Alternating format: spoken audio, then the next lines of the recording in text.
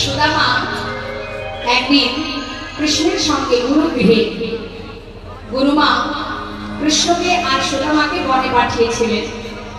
আজকে কথা না, কৃষ্ণের গুরুকে যার কাছ থেকে তিনি রাজনীতি বিদ্যা শিখেছিলেন, যিনি হলেন শান্তিপনি মুনি, সেই গুরুর গৃহে গিয়ে শিক্ষা অর্জন করছে। আর সুদামা যে অধ্যয়ন করেছিল বেদ বিদ্যা, তা বহুজনে গুরু গৃহে শিক্ষা অর্জন করতে করতে হঠাৎ একদিন গুরুমা বললেন, যাও সুদামা, ঘরে তো কাঠ ফুরিয়ে গেছে, শুধু তো গুরুর কাছে শিক্ষা নিলে হবে না, যাও কিছু কাঠ কুড়িয়ে নিয়ে এসো। সুদামার সঙ্গে করে কৃষ্ণ বহুজনে বনে গেছে কাঠ কুড়াতে। কাঠ কুড়াতে গিয়ে প্রচন্ড ঝড় বৃষ্টি শুরু হলো। যখন ঝড় বৃষ্টি হচ্ছে, দুই ভাই, কানাই বলায় দুই ভাই, একটা গাছে উঠে বসে আছে। আহা, সুদামা আর কৃষ্ণ গাছে উঠে বসেছে। কৃষ্ণ নিচের ডালে আর সুদামা ওপরের ডালে। আসার সময় গুরুমা কিছু ছোলা সুদামার আঁচলে বেঁধে দিয়েছিল, বলেছিল যখন তোমাদের খিদে পাবে দুইজনে ভাগ করে খাবে। সুদামাকে গুরুমা একটু বেশি ভালোবাসত, কারণ সুদামা খুব শান্ত প্রকৃতির ছিল, বেদ অধ্যয়ন করত, গুরুদেব তাকে শিক্ষা দিত আর বলতো যে বেদ অধ্যয়ন করে সে কিন্তু কখনো মিথ্যা কথা বলে না, তাই তুমি কখনো মিথ্যা বলবে না। সুদামা গুরু বাক্য কখনোই লঙ্ঘন করত না। কিন্তু না, কৃষ্ণ এতটাই দুষ্ট ছিল, কৃষ্ণ মনে মনে ভাবত মনে হয় গুরুমা সুদামাকে বেশি ভালোবাসে। তামা গাছের ডালে যখন দুইজন বসে আছে, হঠাৎ ঝড় বৃষ্টিতে বেশ কিছু সময় চলে যাচ্ছে বলে সুদামার এতটা খিদে পেয়েছে, সে কি করেছে, ওই গুরুমার দেওয়া ছোলা মুখে দিতে যাবে, এমন সময় কানার কথা মনে পড়ে গেছে। চিন্তা করছে, মা যে বলেছিল কানাইকে দিয়ে খেতে, কি করি এখন? কিন্তু কানাই তো নিজের ডালে, ওকে দেবো কি করে? আগে আমি খাই, তারপরে নিচে নেমে কানাইকে দিয়ে দেব। এই ভেবে একটা একটা করে ছোলা নিজের বদলে দিচ্ছে, আর একটা একটা করে ছোলা নিচে পড়ে যাচ্ছে।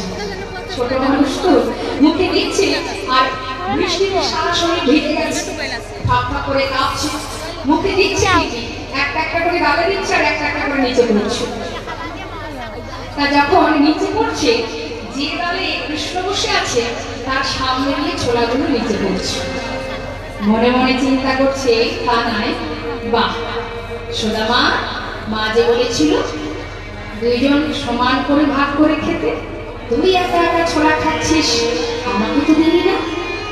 কিছু সময় পর গোবিন্দ ডেকে উঠলেন, সুদামা বন্ধু, তোর কাছে ছোলা আছে?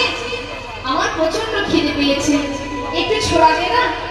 সুদামা যেই না আঁচলের দিকে লক্ষ্য দিয়েছে, দেখছে একটা ছোলাও নেই। নিজে কিছুটা খেয়েছে আর সব যে কখন পড়ে গেছে সেদিকে তার লক্ষ্য নেই। সুদামা চিন্তা করছে, এখন আমি কি বলবো কানাইকে? কানাইকে কি বলবো? আমি খেলাম, ওকে দিতে পারলাম না, বলবোটা কি? হঠাৎ একটু মিথ্যা কথা বলেছিল, বলছে, কানাই জানিস, বনের ভিতরে কাঠ পোড়াতে পোড়াতে কখন যে আমার আঁচল থেকে ছোলাগুলো পড়ে গেছে, আমি একটা ছোলাও নেই, দেখ একটা ছোলাও নেই ভাই, আমি জানি না কখন পড়ে গেছে।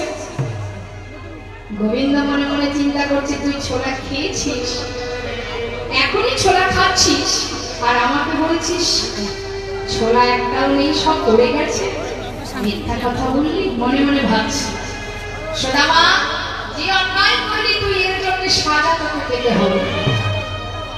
কোনো কথা না বলে কিছু সময় পর ঝড় বৃষ্টি বন্ধ হলো। এবার দুইজনে চলে এলেন গুরুগৃহে। আসার পরের দিন কানাই ডাকছে, সুদামা বন্ধু এদিকে আয়। কাছে ডেকে নিয়ে বলছে, শোন, তুই আমাকে কতটা ভালোবাসিস? অনেক ভালোবাসি, আমার প্রাণের থেকে বেশি ভালোবাসি। আচ্ছা, এতই যখন ভালোবাসিস, তাহলে আমি যদি তোর কাছে কিছু চাই আমাকে দিবি? কানাই বলছে কেন দেব না, বল কি চাস? আহা, আর সুদামা বলছে বল কি নিবি? যা চাইবি আমি তাই দেব। যদি বলিস আমার প্রাণটা দিতে, আমি তাই দেব। বল কি চাস তুই? গোবিন্দ তো খুব চতুর মা, বলছে তাহলে শোন, তোকে প্রাণ দিতে হবে না। রন্ধনশালায় গুরুমা নাড়ু তৈরি করে রেখেছে। তুই তো জানিস আমি একটু নাড়ু খেতে ভালোবাসি। জানা ভাই, আমার জন্য একটু নাড়ু এনে দে না। সুদামা বলছে আচ্ছা তুই নাড়ু খাবি, দাঁড়া আমি গুরুমাকে গিয়ে যেই বলবো মা আমাকে দেবে, আমি তোকে সেটা দিয়ে দেবো। না, এইভাবে আনলে হবে না, চুরি করে আনতে হবে। চুরি করে? আমি কি করে আনবো? বলিস না কানাই, দেখ আমি যে বেদ অধ্যয়ন করি, হ্যাঁ গুরুকে বলেছি কখনো মিথ্যা কথা বলবে না, এমন কোনো কর্ম করবে না, চুরি করবে না। হ্যাঁ চুরি করা তো মহাপাপ। আমি যে চুরি করতে শিখিনি, আমি কি করে চুরি করবো? একটু দাঁড়া না, মাকে বললেই তো মা আমাকে দেবে, তখন তোকে দেব না। তুই তো আমাকে এত ভালোবাসিস, আমার জন্য নাকি প্রাণটা দিয়ে দিতে পারিস, আর দুটো নাড়ু এনে দিতে পারবি না? সুদামা বলছে ঠিক আছে, তাহলে তুই বস, আমি দেখছি। তবে কানাই তোর কাছে আমার একটা নিবেদন, আমি ভিতরে যাব তোর জন্য কানে চুরি করতে। তবে যদি দেখিস গুরুমা আসছে আমাকে একটু জানাস, কেমন? ঠিক আছে। দরজায় বসে আছে কৃষ্ণ, ভিতরে সুদামা প্রবেশ করলেন। তার জন্য চুরি করতে গেছে, গোবিন্দের জন্য। যেই না নাড়ুর পাত্র থেকে দুটো নাড়ু হাতে তুলেছে, এমন সময় কানাই চিৎকার করে উঠেছে, গুরুমা গুরুমা শিগগির এসো, দেখো দেখো আজ হাতে নাতে প্রমাণ, কে তোমার ঘরে নাড়ু চুরি করে খায়। যেই না বলা, সঙ্গে সঙ্গে সুদামা ভয়ে ভীত হয়ে ঘর থেকে বাইরে এসে কানার কাছে বলছে, বন্ধু তুই কি করবি ভাই? মায়ের কাছে আমাকে চোর করে দিলি। আমি তো তোকে আগেই বলেছিলাম আমি চুরি করতে পারি না, আমি যে তোর জন্য চুরি করতে গিয়েছিলাম, তুই মায়ের কাছে আমাকে চোর করে দিলি। তবে তুই শোন ভালো, আমি না প্রাণের থেকে তোকে বেশি ভালোবাসি। আমি মায়ের মুখে শুনেছি তুই নাকি ভগবান।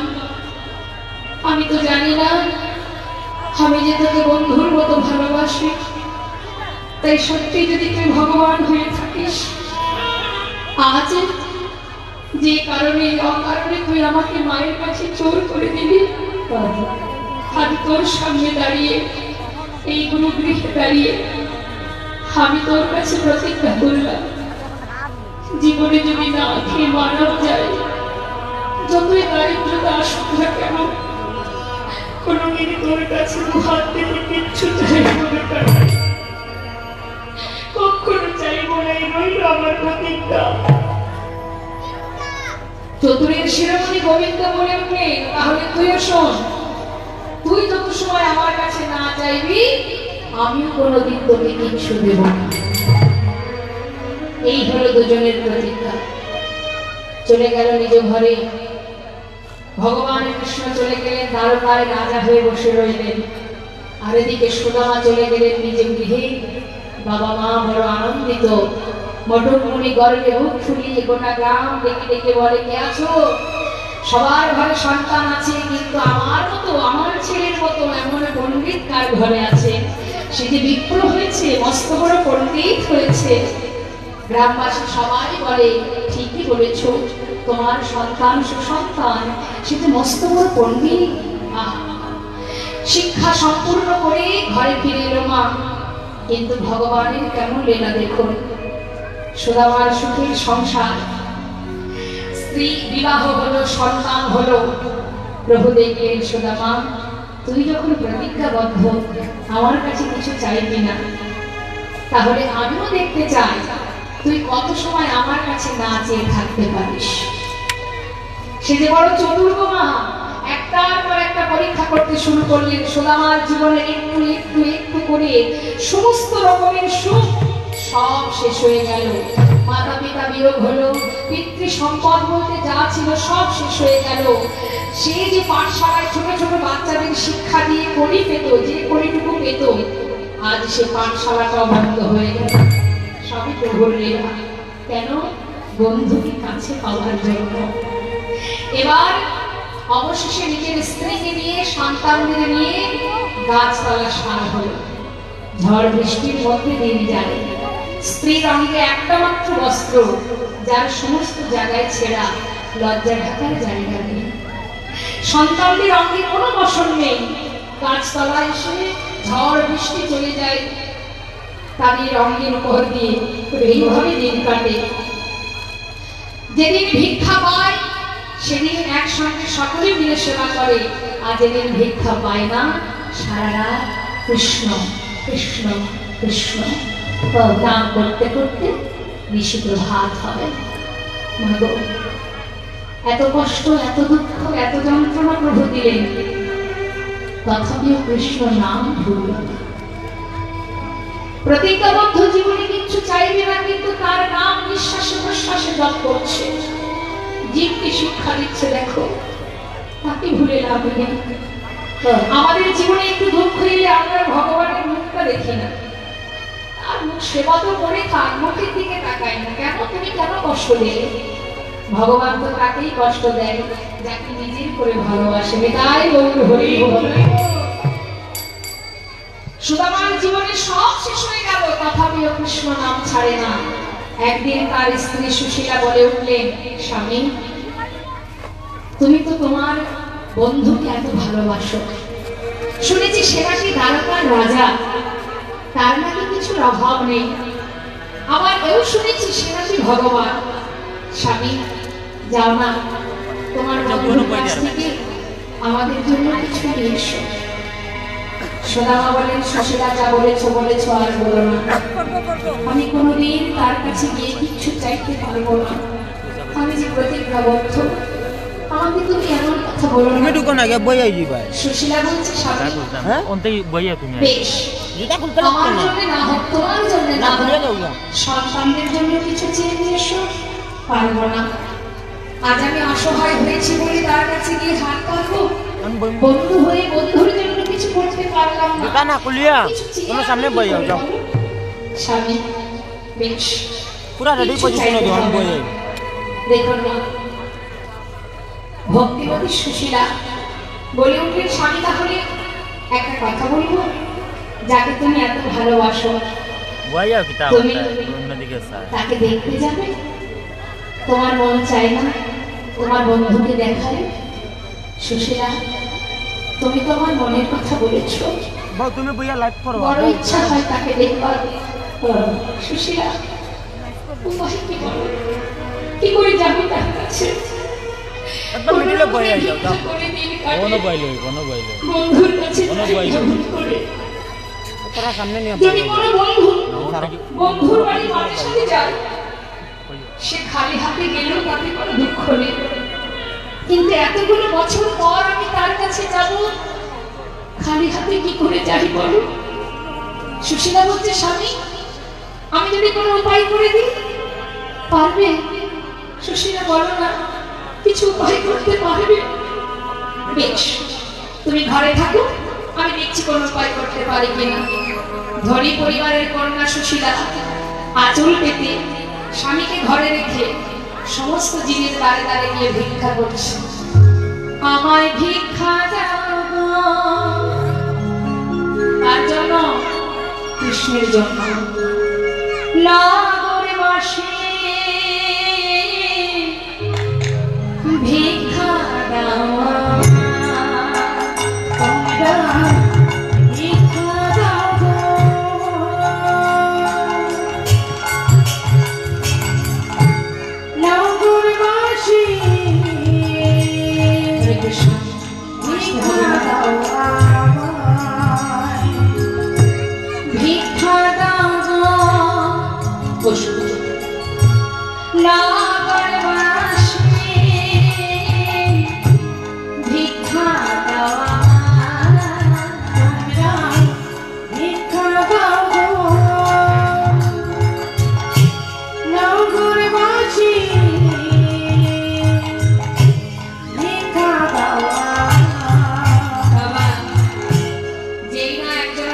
সামনে গিয়ে আচরণে ভিক্ষা চেয়েছে, সঙ্গে সঙ্গে মুখের উপরে দরজাটা বন্ধ করে দিয়ে বললেন, না, নিত্য নতুন ভিখারি জ্বালায় মনে হয় করে গ্রামই ছাড়তে হবে।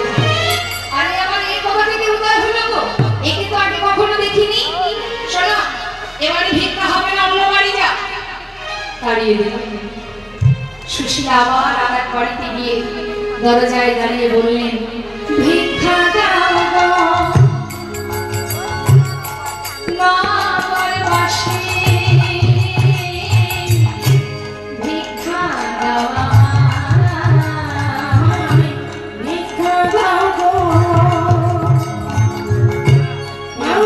বাসি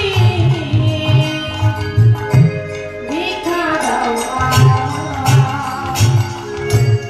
দেখে অনেকে আছে বাবা, ভিখারি এলে বাড়ি থেকে তাড়িয়ে দেয়, হাত খালি নেই অন্য বাড়ি যাও, বলে না ভর দুপুরে এসেছো, যাও বা ভিক্ষা হবে না। তারা মুখের উপরে দরজা বন্ধ করে দিয়ে বলছে, দেখ দেখ চেনা চেনা মনে হচ্ছে না, সুদামার বউ না, দেখেছো? মনে হয় নিজে ভিক্ষা পায় না, তাই নিজের স্ত্রীকে পাঠিয়েছে। আচ্ছা, নিজে ভিক্ষা পায় না বলে তাই নিজের স্ত্রীকে পাঠিয়ে দিয়েছে। শোনো, তোমার স্বামী নাকি সত্যবাদী, মিথ্যা কথা বলে না, তাহলে ভিক্ষা করে খাও কেন? আমরা অনেক কষ্ট করে রোজগার করি, ভিক্ষা করে খাই না, যাও যাও অন্য বাড়ি যাও। আবার তাড়িয়ে দিল। সুশীলা বলে, দেখো সত্য কথাই বলেছো তোমরা, আমার স্বামী যেমন সত্য কথা বলে, আমি তার স্ত্রী, আমি তোমাদের মিথ্যা বলবো না। জানো, আজ যে ভিক্ষা করতে এসেছি, এই ভিক্ষা আমরা কেউ খাবো না। কে খাবে জানো? তোমাদের ভিক্ষারে দ্রব্য পাবে শ্যামলা,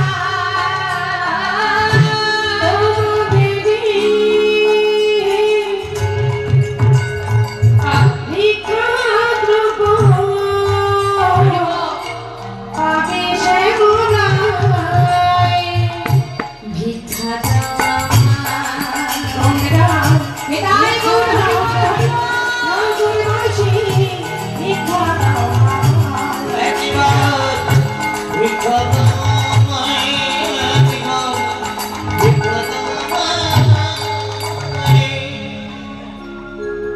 গ্রামের মধ্যে দেখবেন অনেকে আছে ভগবানকে ভালোবাসে, তো ভক্ত পরিবার থেকে কয়েক মুষ্টি শুকনো চিড়ে তারা চলে দিয়ে গেলেন।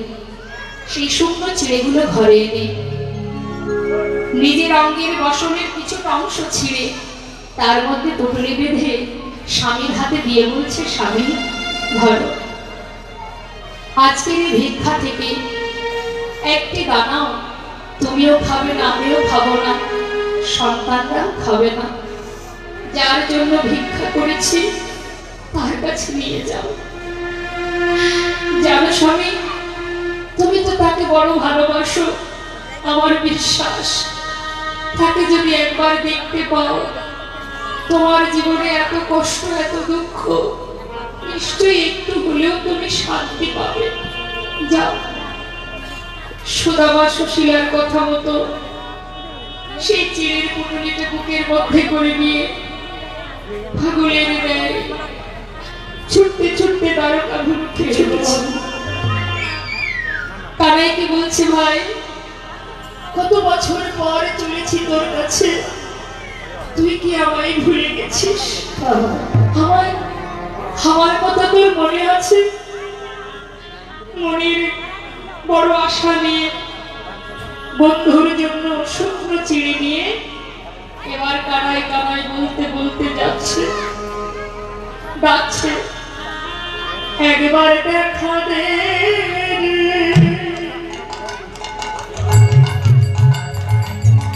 ভাই কানাইয়া,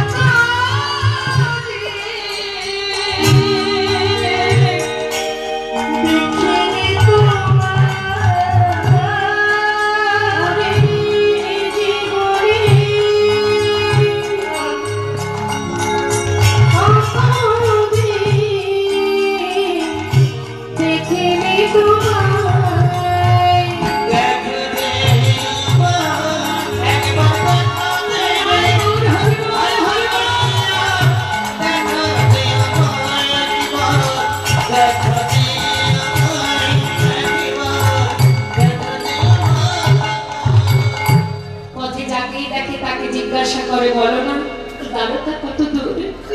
সবাই পথ দেখায় আর মনে মনে ভাবে, কানাই কানাই তুই আমাকে ভুলে যাসনি তো ভাই।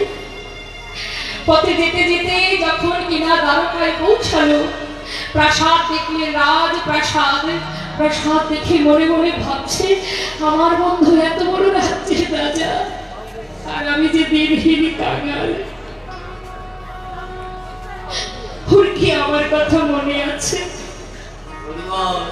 যে কিনা রাজা রাজভোগ সেবা করে, রাজ সুখে থাকে, তার জন্য আমার এই শুকনো চিড়ে আমি কি করে তাকে দেব? দিতে পারবো না। নিজের বসনের আঁচলের আড়ালে সেই চিড়ের পুটুলিটা লুকিয়ে রেখেছে মা, কারণ কানাই তো রাজভোগ খায়, আমার চিড়ে আমি ওকে দেব কেমন করে? লুকিয়ে রেখে এসে পৌঁছালো দ্বারকায়।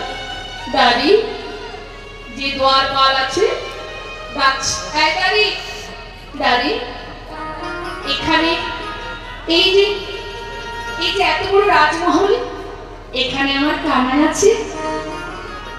दादी जिज्ञासा करছে, कौन हो तुम, कहाँ से आए हो, तुम्हारा नाम क्या है?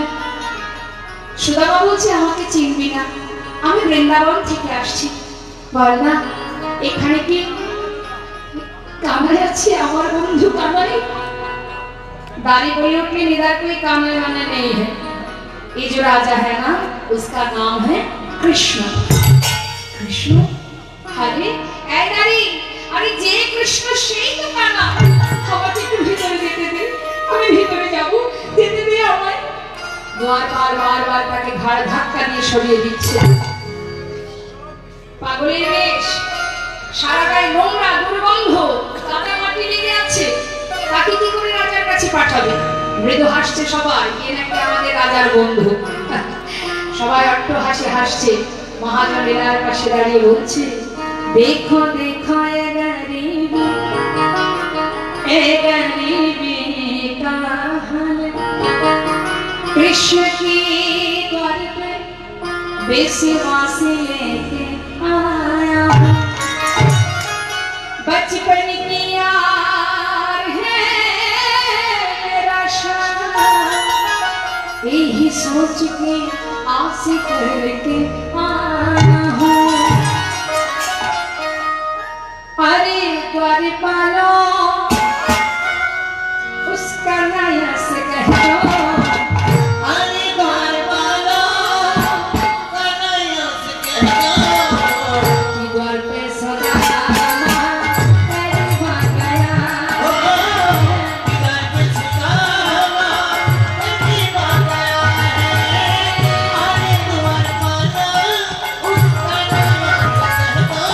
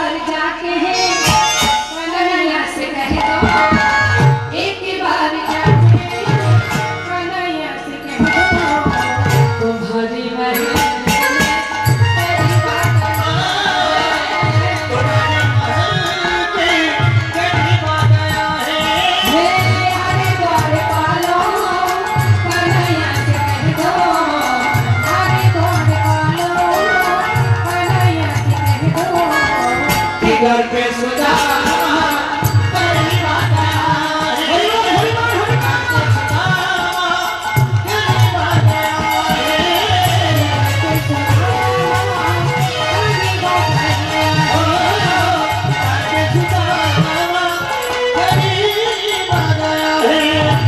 গোবিন্দ কি জানেন না মা?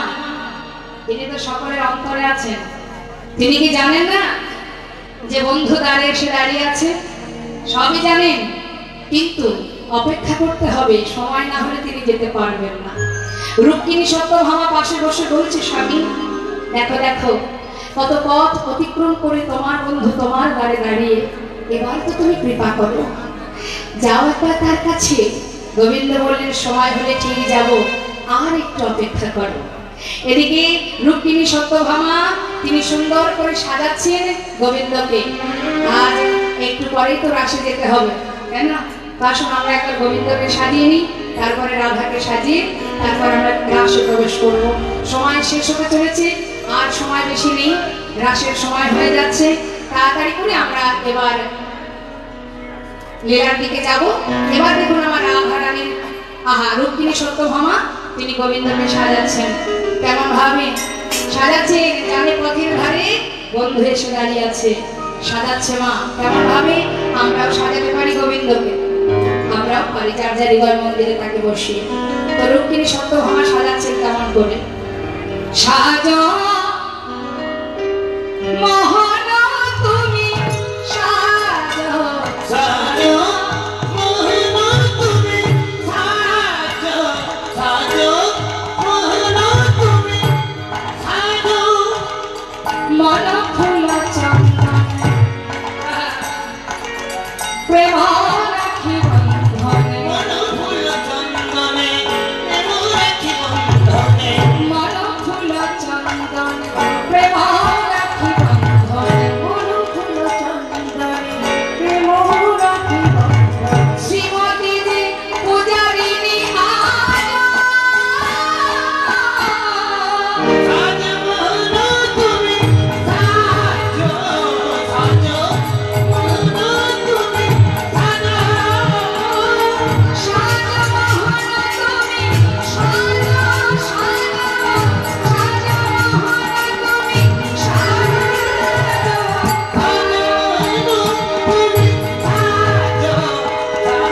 মোহন তুমি সাজা তুমি চির সুন্দর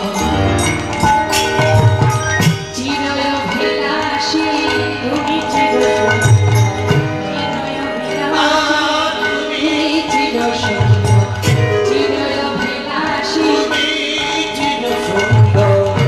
চিরভিলাষী মাঝে শিখি পাখা হাতে লয়ে বাঁশি মাঝে শিখি কি বলছে মা? হে গোবিন্দ গোকুলের রাধা ব্রজেতে শ্রীকৃষ্ণ গোকুলের রাধা ব্রজেতে শ্রীকৃষ্ণ নব নব রূপে তুমি সাজা মোহন তুমি সাজা সাজা মোহন তুমি সাজা সাজা মোহন তুমি সাজা সাজা সাজা মোহন তুমি সাজা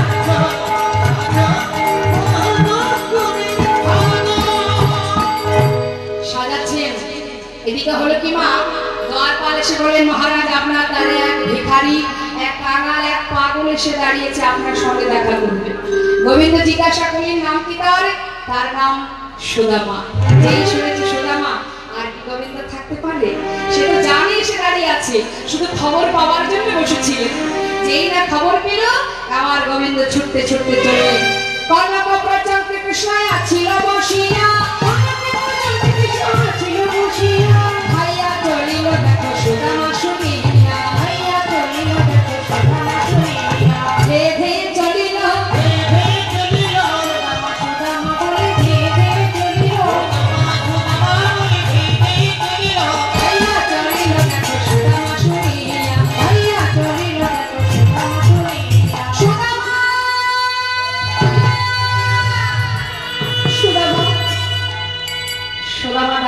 আছে গোবিন্দ ছুটতে ছুটতে এসে বন্ধুকে জড়িয়ে ধরেছে।